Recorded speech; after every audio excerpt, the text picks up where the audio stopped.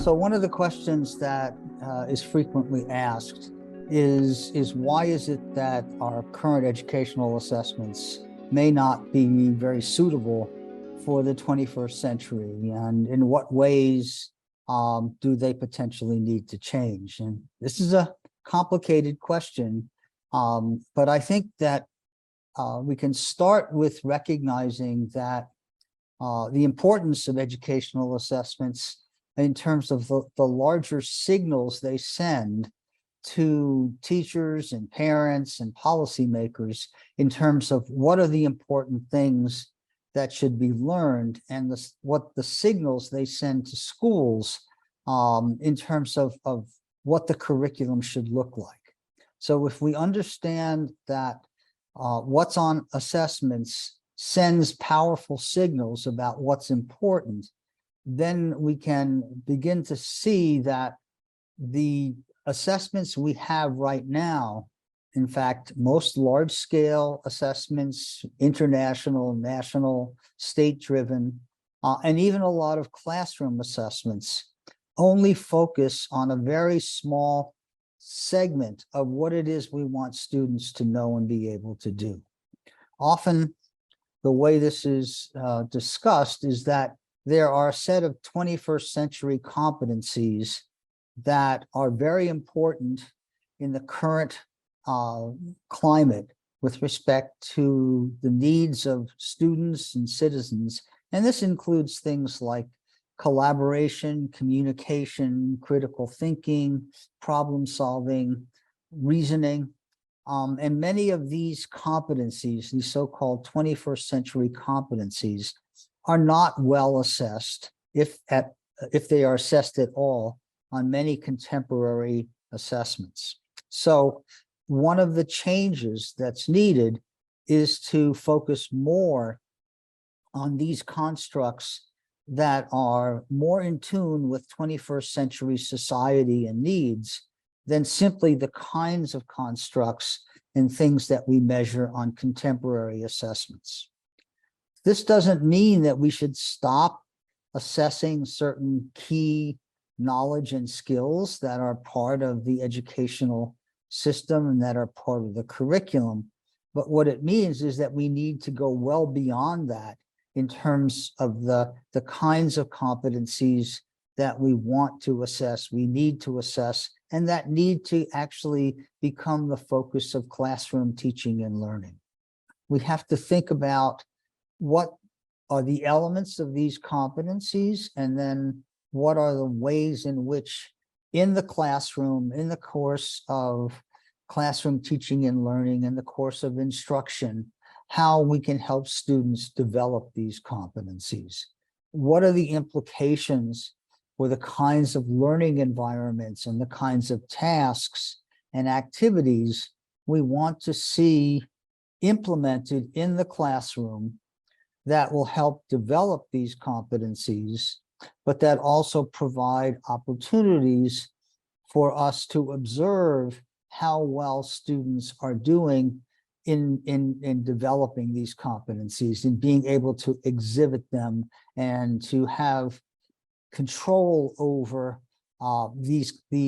kinds of activities of thinking and reasoning and dialogue and interaction. To move in the kinds of directions that we're thinking in terms of these 21st century competencies and skills, and how do we assess them and provide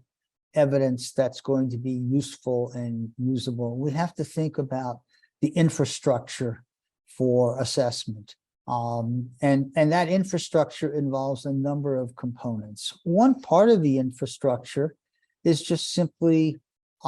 thinking about what we need in the way of the intellectual resources to design these kinds of situations. These are not just simple tasks where we're just thinking about maybe the mathematics or the science. We're also thinking about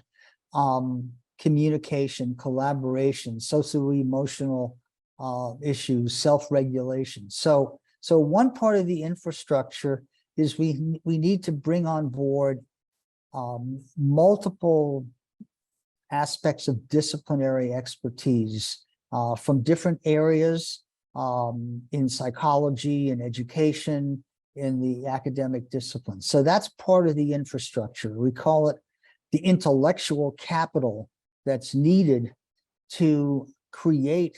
these kinds of environments and situations and to design them well so we know what it is we're trying to assess and also what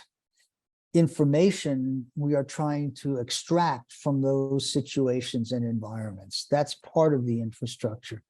Another part of the infrastructure is technology. To do much of what we're talking about and to be able to monitor and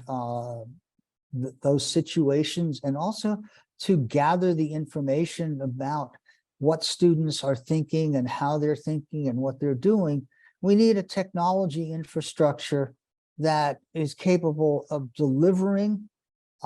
these environments, which oftentimes are rich multimedia environments with multiple things for students to do.